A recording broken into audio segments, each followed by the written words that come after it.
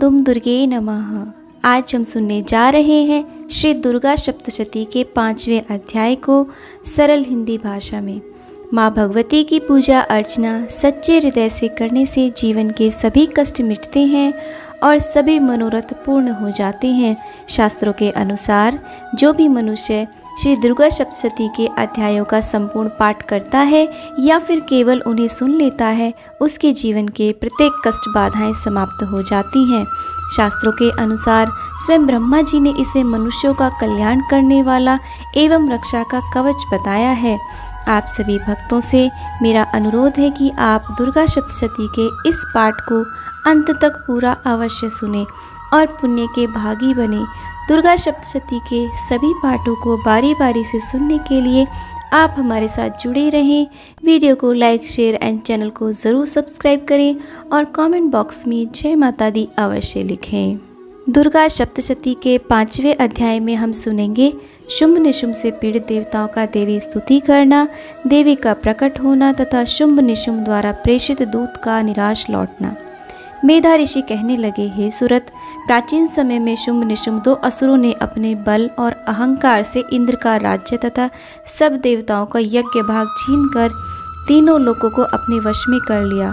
उन दोनों राक्षसों ने सूर्य, चंद्रमा, कुबेर, यम, वरुण, पवन और अग्नि के सभी अधिकार छीन लिए और देवताओं को परास्त करके राज्य से निकाल दिया। तब असुरों के डर से कांपते हुए देवता अपराजिता देवी का इस प्रकार स्मरण करने लगे। देवी ने हम लोगों को वर दिया था कि विपत्ति पड़ने पर मेरा स्मरण करोगे तो मैं तुम्हारी विपत्तियों को नष्ट करूंगी। ऐसा निश्चय कर सारे देवता पर्वतराज हिमालय पर पहुंचकर विष्णु माया की स्तुति करने लगे। देवता बोले, हे देवी महादेवी तथा शिवा को हमारा नमस्कार हो। प्रकृति और भद्रा देवी को हम लोग प्रणाम करते हैं। रौद्रा, नित्या, गौरी, धात्री, ज्योत्सना, इंद्र रूपिणी और परमानंदमयी देवी को निरंतर नमस्कार है। कल्याण करने वाली, वृद्धि और सिद्धि देने वाली भगवती को तथा राक्षसों और राजाओं की लक्ष्मी की दुर्गा और शिव शक्ति शवारणी को हम लोग बारंबार प्रणाम करते हैं।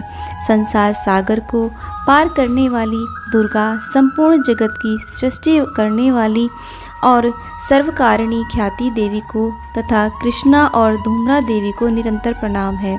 अति सौम्या अर्थात विद्या रूप से सागर का दुख नष्ट करने वाली तथा अति रौद्रा अर्थात अविद्या रूप से संसार में प्रवृत्ति कराने वाली देवी को विनीत भाव से बारंबार प्रणाम है। संसार की प्रतिष्ठा रूपिणी और कार्य रूपिणी देवी को हम लोग प्रणाम करते हैं। जो देवी सभी प्राणियों में विष्णु माया के नाम से कही जाती हैं, उसे नमस्कार है, उसे नमस्कार है, उसे बारंबार नमस्कार है। जो देवी सभी प्राणियों में चेतना कहलाती है, उसे नमस्कार है, उसे नमस्कार है, उसे बारंबार नमस्कार है। जो देवी सभी प्राणियों में बुद्धि रूप से स्थित है, उसे नमस्कार है, उसे नमस्कार है, उसे बारंबार नमस्कार है। जो देवी सभी प्राणियों में निद्रा के रूप में स्थित है, उसे नमस्कार है, उसे नमस्कार है, उसे बारंबार नमस्कार है। जो देवी सभी प्राणियों में क्षुधा रूप में स्थित है, उसे नमस्कार है, उसे नमस्कार है, उसे बारंबार नमस्कार है। जो देवी सभी प्राणियों में छाया रूप में स्थित है, उसे नमस्कार है, उसे नमस्कार है, उसे बारंबार नमस्कार है। जो देवी सभी प्राणियों में शक्ति रूप में स्थित है, उसे नमस्कार है, उसे नमस्कार है, उसे बारंबार नमस्कार है। जो देवी सभी प्राणियों में तृष्णा रूप में स्थित है, उसे नमस्कार है, उसे नमस्कार है, उसे बारंबार नमस्कार है। जो देवी सभी प्राणियों में क्षमा रूप में स्थित है, उसको नमस्कार है, उसको नमस्कार है, उसको बारंबार नमस्कार है। जो देवी सभी प्राणियों में जाति रूप में स्थित है, उसको नमस्कार है, उसको नमस्कार है, उसको बारंबार नमस्कार है। जो देवी सभी प्राणियों में लज्जा रूप में स्थित है, उसको नमस्कार है, उसको नमस्कार है, उसको बारंबार नमस्कार है। जो देवी सभी प्राणियों में शांति रूप में स्थित है, उसे नमस्कार है, उसे नमस्कार है, उसे बारंबार नमस्कार है। जो देवी सभी प्राणियों में श्रद्धा रूप में स्थित है, उसे नमस्कार है, उसे नमस्कार है, उसे बारंबार नमस्कार है। जो देवी सभी प्राणियों में कांति रूप में स्थित है, उसे नमस्कार है, उसे नमस्कार है, उसे बारंबार नमस्कार है। जो देवी सभी प्राणियों में लक्ष्मी रूप में स्थित है, उसे नमस्कार है, उसे नमस्कार है, उसे बारंबार नमस्कार है। जो देवी सभी प्राणियों में वृत्ति रूप में स्थित है, उसे नमस्कार है, उसे नमस्कार है, उसे बारंबार नमस्कार है। जो देवी सभी प्राणियों में स्मृति रूप में स्थित है, उसे नमस्कार है, उसे नमस्कार है, उसे बारंबार नमस्कार है। जो देवी सभी प्राणियों में दया रूप में स्थित है, उसे नमस्कार है, उसे नमस्कार है, उसे बारंबार नमस्कार है। जो देवी सभी प्राणियों में तुष्टि रूप में स्थित है, उसे नमस्कार है, उसे नमस्कार है, उसे बारंबार नमस्कार है। जो देवी सभी प्राणियों में मात्र रूप में स्थित है, उसे नमस्कार है, उसे नमस्कार है, उसे बारंबार नमस्कार है। जो देवी सभी प्राणियों में भ्रांति रूप में स्थित है, उसे नमस्कार है, उसे नमस्कार है, उसे बारंबार नमस्कार है। जो देवी सभी इंद्रियों तथा सब प्राणियों की अधिष्ठात्री है और सब प्राणियों में निरंतर व्याप्त है, जो चैतन्य रूप से संपूर्ण संसार में व्यापक है, उसको हम लोग बारंबार प्रणाम करते हैं। जो देवी इस संसार में व्यापक होकर चैतन्य रूप में स्थित है, उसे नमस्कार है, उसे नमस्कार है, उसे बारंबार नमस्कार है। पूर्व समय में अभिष्ट फल पाने के लिए देवताओं ने जिनकी स्तुति की थी और देवराज इंद्र ने बहुत दिनों तक जिनकी सेवा की थी, जो देवी मंगल का कारण है, वह हम लोगों का कल्याण करे और सब विपत्तियाँ दूर करे। प्रबल दैत्यों से पीड़ित होकर हम लोग इस समय जिनको प्रणाम करते हैं, जो स्मरण करते ही हम लोगों की विपत्तियाँ दूर करती हैं, वह देवी हमारी सब विपत्तियों का नाश करे। मेधा ऋषि बोले, हे राजन, इस प्रकार देवताओं की स्तुति करने पर पार्वती प्रसन्न होकर गंगाजल के बहाने देवताओं के सामने प्रकट होकर बोली, तुम लोग यहाँ किसकी स्तुति करते हो? उसी समय पार्वती की देह से उत्पन्न होकर शिवा देवी ने उत्तर दिया, शुंभ निशुंभ ने इनको युद्ध में परास्त करके राज्य से निकाल दिया है, इसलिए ये सब देवता यहाँ एकत्र होकर हमारी स्तुति करते हैं। शिवा देवी पार्वती के शरीर कोश से निकली थी, इस कारण लोगों को कौशिकी नाम से प्रसिद्ध हुई। पार्वती की देह से जब कौशिकी निकल आई, तब पार्वती काली हो गई। हिमालय पर्वत पर रहने के कारण काली का नाम प्रसिद्ध हुआ। देवयोग से शुंभ निशुंभ के सेवकों चंडमुंड ने परम सुंदरी अंबिका को देखा। उन दोनों ने जाकर शुंभ से कहा, महाराज, एक परम सुंदरी स्त्री हिमालय पर्वत पर बैठी है, वह अपने तेज से उस पर्वत को प्रकाशित कर रही है। हे असुरेश्वर, वैसा सुंदर रूप आज तक किसी ने नहीं देखा। आप मालूम कीजिए कि वह देवी कौन है और उसे ग्रहण कीजिए। वह बहुत सुंदर है, सुंदर स्त्रियों में रत्न रूप है, वह अपनी कांति से सब दिशाओं को प्रकाशित कर रही है।